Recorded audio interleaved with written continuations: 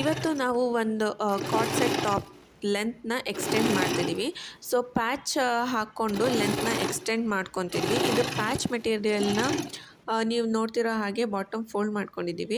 ಈ main card set top ಮೆಟೀರಿಯಲ್‌ಗೆ ಈ ರೀತಿಯಾಗಿ ಒಂದು ಫ್ಯಾಬ್ರಿಕ್ ಲೇಸ್‌ನ ತಗೊಂಡು ಎಡ್ಜಿಗೆ ಈ ರೀತಿಯಾಗಿ ಅಟ್ಯಾಚ್ ಮಾಡ್ಕೋತೀವಿ.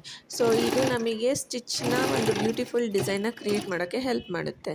ಇದ್ರ ಮೇಲೆ ನಾವು ಅಟ್ಯಾಚ್ ಮಾಡ್ಕೊಂಡಿದ್ದಂತಹ ಫ್ಯಾಬ್ರಿಕ್ ಪ್ಯಾಚ್‌ನ ಈ ರೀತಿ ಆಪೋಸಿಟ್ ಡೈರೆಕ್ಷನಲ್ಲಿ ಇಟ್ಕೊಂಡು ಸ್ಟಿಚ್‌ನ ಹಾಕ್ಕೋತಿದ್ದೀವಿ. ಸೊ ಅದರಿಂದ ನಮಗೆ ಕ್ಲೀನಾಗಿ ಲುಕ್ ಸಿಗುತ್ತೆ. ಇದು ಅಟ್ಯಾಚ್ ಮಾಡ್ಕೊಂಡ್ಮೇಲೆ ಇದನ್ನು ಇಂಟರ್ಲಾಕ್ ಮಾಡೋದನ್ನ ಮರಿಬೇಡಿ. ಇವಾಗ ನೋಡ್ತಿರ್ಬೋದು ಎಷ್ಟು ನೀಟಾಗಿ ಬಂದಿದೆ ಅಂತ. ಸೊ ಫ್ಯಾಬ್ರಿಕ್ ಲೇಸ್‌ನ ಕೆಳಗಡೆ ಡೌನ್ವರ್ಡ್ಸ್ ಫೇಸ್ ಮಾಡಿ ಮೇಲ್ಗಡೆ ಒಂದು ಎಡ್ಜ್ ಸ್ಟಿಚ್‌ನ ಹಾಕ್ಕೊಳ್ಳೋಣ. ಇದರಿಂದ ಫಿನಿಶಿಂಗ್ ನೀಟಾಗಿ ಬರುತ್ತೆ. ಇಲ್ಲಿ ನೋಡ್ಬೋದು ಎಷ್ಟು ನೀಟಾಗಿ ಬಂದಿದೆ ಅಂತ. ಇವಾಗ ಬಾಟಮ್ ಫೋಲ್ಡ್ ಮಾಡಿದಂತಹ ಸ್ಟಿಚ್ ಕಾಣಿಸ್ತಿದೆ.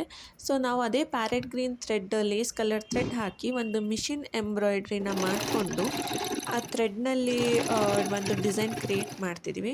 ಸೊ ದಟ್ ಅದು ಟಾಪ್ ಸ್ಟಿಚ್ ಬಂದಿರೋಂಥ ಬಾಟಮ್ ಫೋಲ್ಡಿಂಗ್ ಸ್ಟಿಚ್ನ ಹೈಡ್ ಮಾಡಿ ಒಂದು ಕ್ಲೀನ್ ಆ್ಯಂಡ್ ಬ್ಯೂಟಿಫುಲ್ ಲುಕ್ನ ಕ್ರಿಯೇಟ್ ಮಾಡುತ್ತೆ. ನೀವು ನೋಡ್ತಿರೋದು ಎಷ್ಟು ಕ್ಯೂಟಾಗಿ ಬಂದಿದೆ. Thank you.